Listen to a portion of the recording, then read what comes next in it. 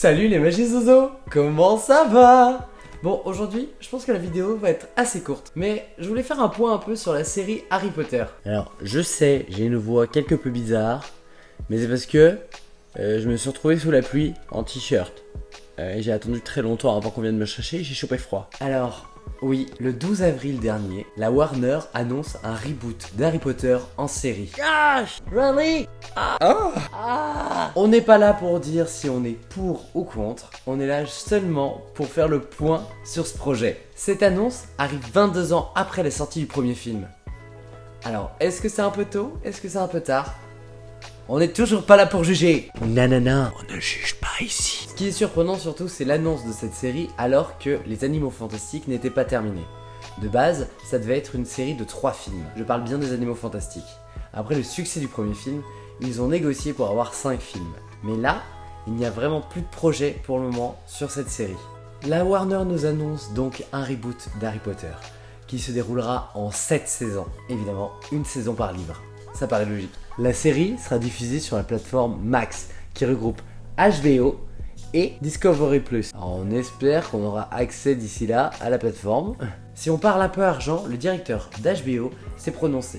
Il a annoncé au minimum un équivalent à la série House of Dragon, ce qui équivaut à peu près à 125 millions de dollars. C'est un budget assez énorme.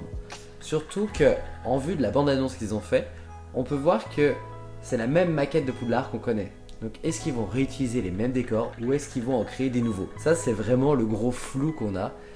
Et pour le moment on ne peut pas vraiment avoir d'autres informations étant donné qu'ils n'en sont qu'au début. Est-ce qu'ils vont nous recréer la grande salle? Est-ce qu'ils vont garder les mêmes salles de cours? Je vous avoue que j'aimerais vraiment qu'ils créent des décors ou qu'ils réutilisent les anciens mais qu'on utilise des vrais décors plutôt que des fonds verts.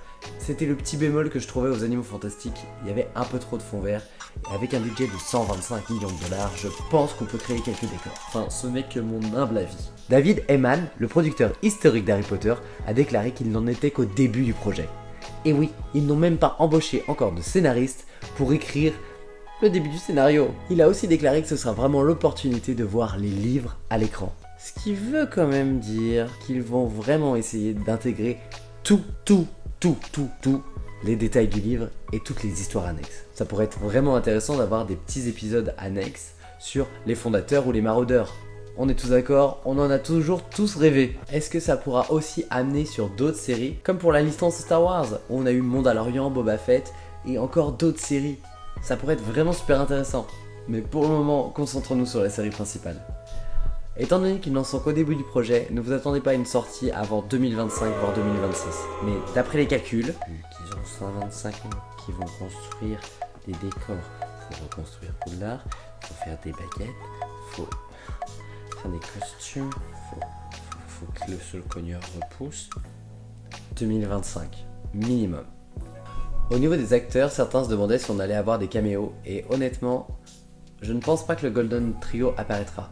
Emma Watson et Daniel Radcliffe avaient été assez clairs, ils voulaient vraiment se dissocier maintenant de leur ancien personnage d'Harry Potter. Après, peut-être que d'autres personnages pourront apparaître, mais je ne pense pas. Il y a quelques rumeurs qui circulent actuellement. Il y a une petite rumeur qui s'affole depuis à peu près une semaine, certains diraient que Cillian Murphy pourrait être le nouveau Voldemort. C'est l'acteur principal de Peaky Blinders. Et effectivement, quand on regarde bien, il pourrait très bien coller au personnage. Bon bah faudrait juste le rendre chauve quoi. Mais ça passerait. Je trouve qu'il a le charisme pour. Certains d'autres parlent d'Adam Driver pour Rogue. Tout ça parce qu'il a les cheveux gras. Mais c'est vrai que quand on y pense, ça pourrait vraiment coller. Après, attention, toutes ces informations sont vraiment à prendre avec des pincettes, ce ne sont que des rumeurs. Ils n'en sont qu'au début du projet. Ce ne sont que des suppositions. En tout cas, je vous tiendrai informé très rapidement s'il y a des nouvelles infos. N'hésitez pas à me suivre sur Instagram parce que j'en parle souvent en story. J'avais dit que j'allais en parler en vidéo étant donné qu'il y avait un peu plus de contenu, mais sur Instagram c'est peut-être mieux. En tout cas, j'espère que ce petit format de vidéo vous plaît. Il y a d'autres vidéos qui vont arriver très rapidement et d'autres contenus sur les réseaux sociaux, donc n'hésitez pas à me rejoindre sur Insta, TikTok et de vous abonner à ma chaîne YouTube, de mettre la petite cloche de notification, le petit pouce bleu si la vidéo vous a plu.